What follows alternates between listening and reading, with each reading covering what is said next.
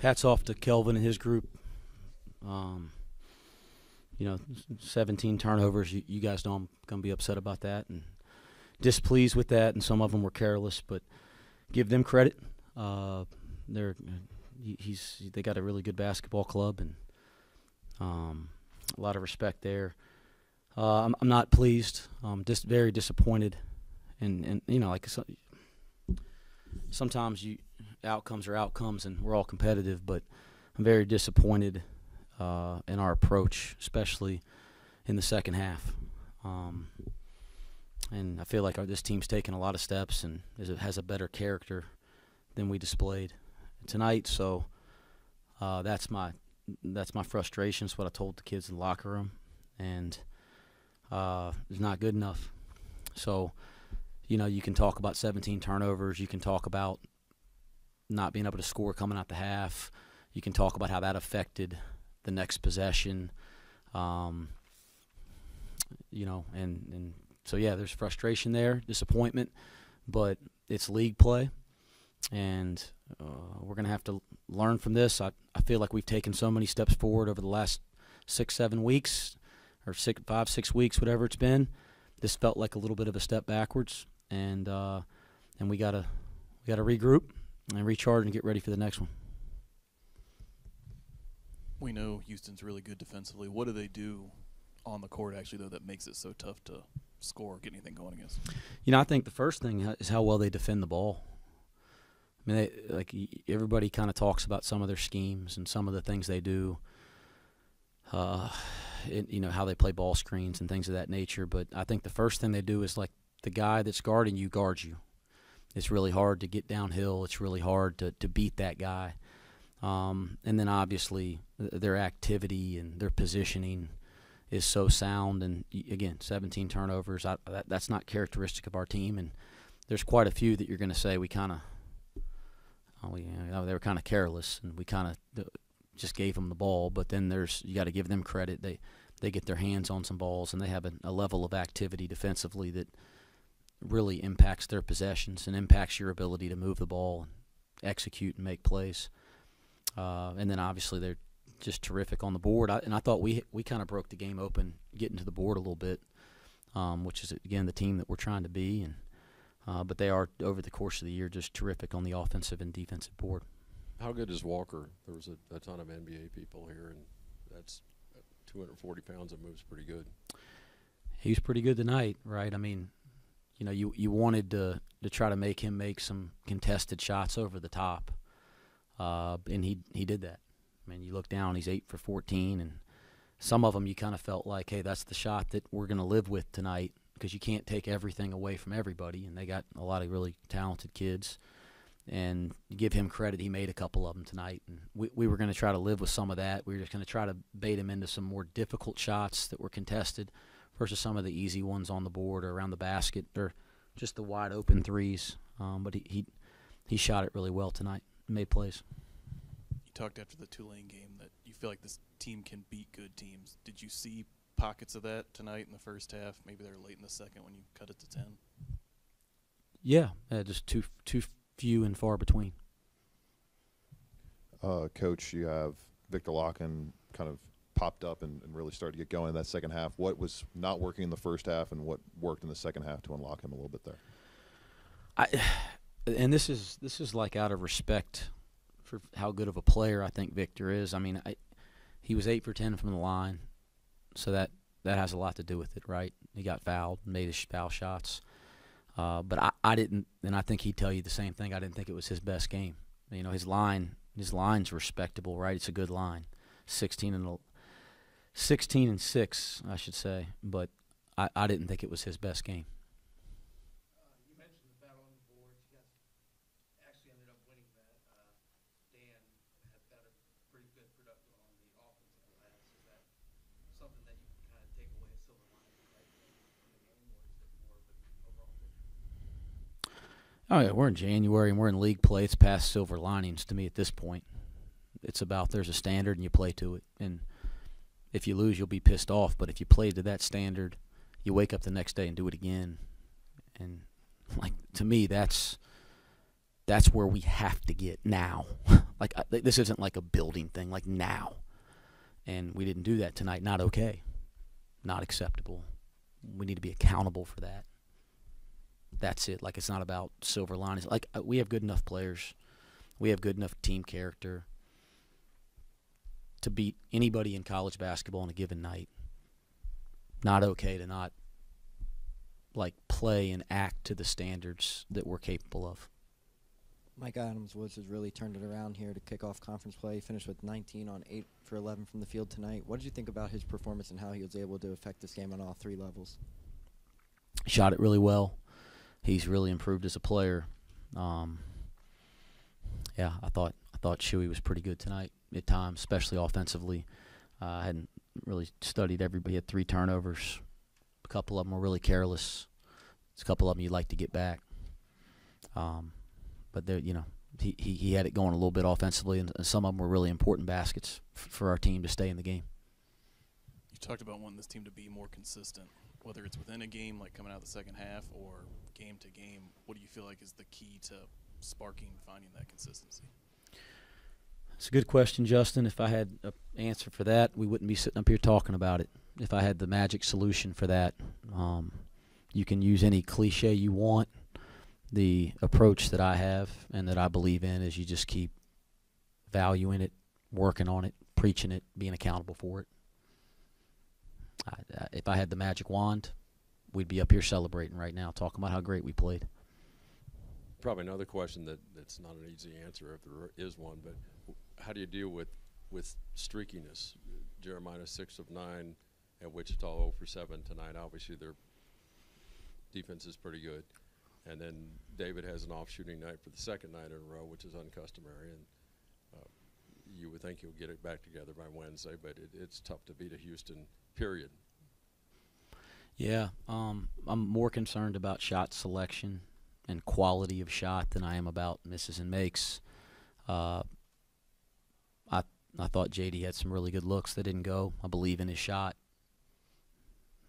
I think he's proven that over a long period of time now at this level that he can shoot the ball. It's about the quality. He took a bad one, he drove it in the lane early in a possession, spun back, shot a fadeaway. I thought it was a bad shot.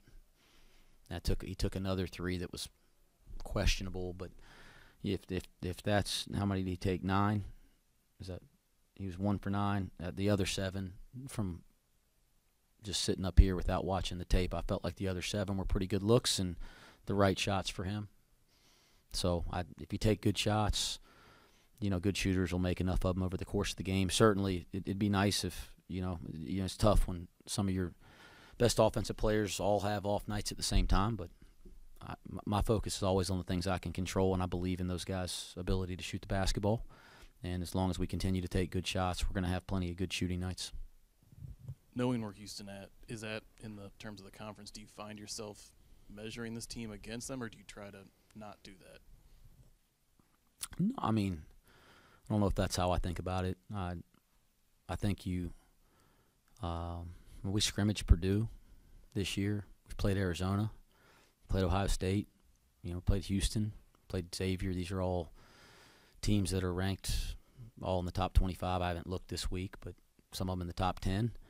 And I think certainly you're going to look to those type of games to kind of see, what's the difference between where you are and where those teams are. But I think what we're spending most of our time on is holding ourselves to the standard in that locker room and on that court every day, our own standard. I think that's where most of the time and mental energy is spent. What happened with Landers? Goes 4 for 4 to start from deep and then doesn't get another look. Was it something they were doing with defensive coverages on him, or just didn't get the ball in that kind of situation? No, I didn't think their coverage changed, and maybe I missed something, but we called a couple things to try to get him shots. Certainly they were more aware of him. I thought we missed him a couple times, in open floor situations. I thought we had him for 3 a couple times, and we called his number a couple times with some actions, and they defended it well. But I didn't think, put him in some baseline runner stuff to get him going. But I don't think it was necessarily any change of coverage. We didn't do as good of a job getting him in the ball in the right spot. And, I'm sure we're going to look on tape and he'd tell you that he could have done a better job of putting himself in the right spot and making better decisions. 2 more questions. Kalu gave you some quality minutes tonight. Was it just a fit against Houston? I know he hasn't played in the last few games. You know, he's been really good in practice for an extended period of time now. And so going into Temple and really going into Wichita, he's been a guy we've been talking about. Like, it's probably time to give him a shot at it again. Because I was frustrated with him early, not him, but his play, and frustrated with him defensively and things of that nature. And he hasn't pouted. He's come to work every day, and he started to perform better in those areas in practice, and I think that's where it starts. And, I didn't think Odie played well tonight. Again, I'm not picking on Odie, but I think that Odie would tell you the same thing if you asked him. And so Odie's not playing well, and it made some sense to give him a shot based on what he's been doing in practice. And I thought there were some things there, especially after not playing in a long time in the game. I thought there were some positive things there.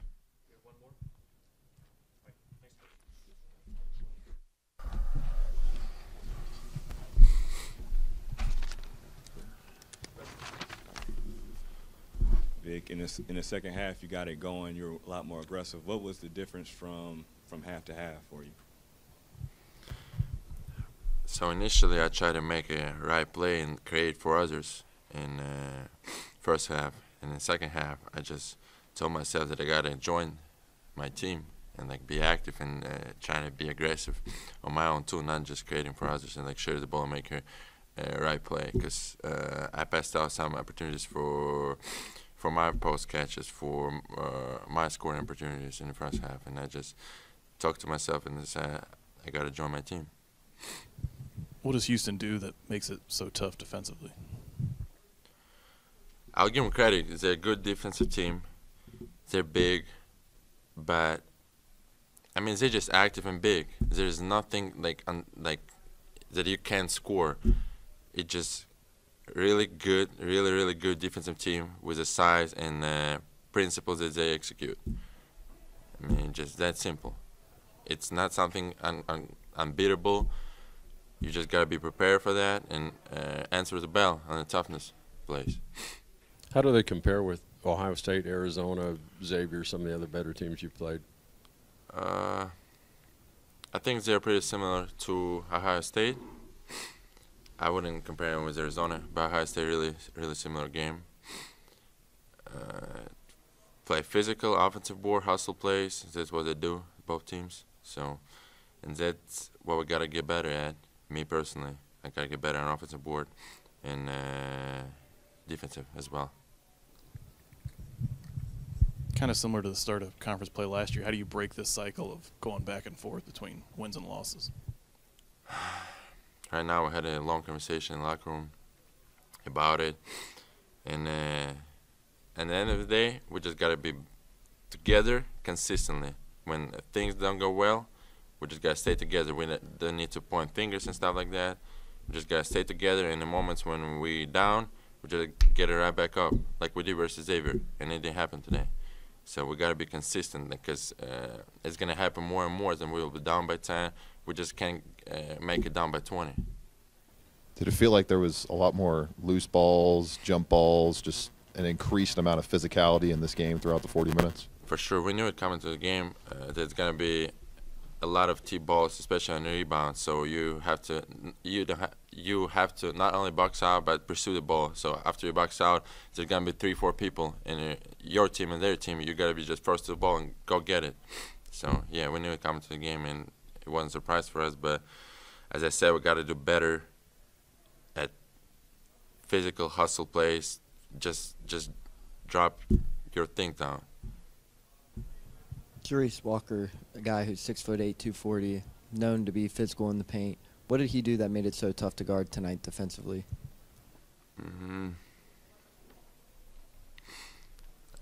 As I would say, as you mentioned, he's 6'7"? 6'8", whatever. That's his advantage as well. So he's maybe not as big, but he's mobile and he can move. So he would hard hedge Dave to create a little confusion for us in the offense. And I got to do better with meeting the pass in the pocket. So I made Dave's life a little harder for that. But yeah, being not that tall, it's also an advantage in some possessions. So yeah. Micah's playing really well for you guys. How have you seen his game improve over the course of the season, especially recently with Rob out? Yeah, I'll give him credit as well. He's a good player and he accepts his role. So sometimes when he sees that teams needs his help and it's, for example, JD's ball doesn't go in, Ches's ball doesn't go in, he just picks it up and take responsibility and take that opportunity and use it. So yeah, he's a really good player and he is good at accepting his role. And sometimes when things go well, he will accept to score 2 points and give 8 assists. When things doesn't go well for our team, he will step up and will start scoring the ball on his own. It wasn't Odie's best night, but do you think that this latest lineup, having you and Odie in there to start, is the best thing? Yeah, I think coaches try to what they just try to do. It's as I said, don't let him like just get in us and as a bigs, because I thought they were gonna go to JD and like get him quick points or not points, quick points, post catches and stuff like that. So I think what coaches try to do is just throw their 2 big, so we'll answer the bell, and a one-on-one D in the post and a defensive board. Knowing what you mean to this team, especially in the post, do you feel opposing teams maybe trying to go at you, get you in foul trouble early in games? Oh, for sure, and I gotta do a way better job than that, especially maybe not today, but in a couple of previous games. I've been bad at it, and this team needs me in the court, and I gotta do better and not fouling, being disciplined, especially some stupid fouls I'll be committed. It just disappointed me. I just gotta be disciplined. Yeah. Anything else? All right. Thanks, Vic. Thank you.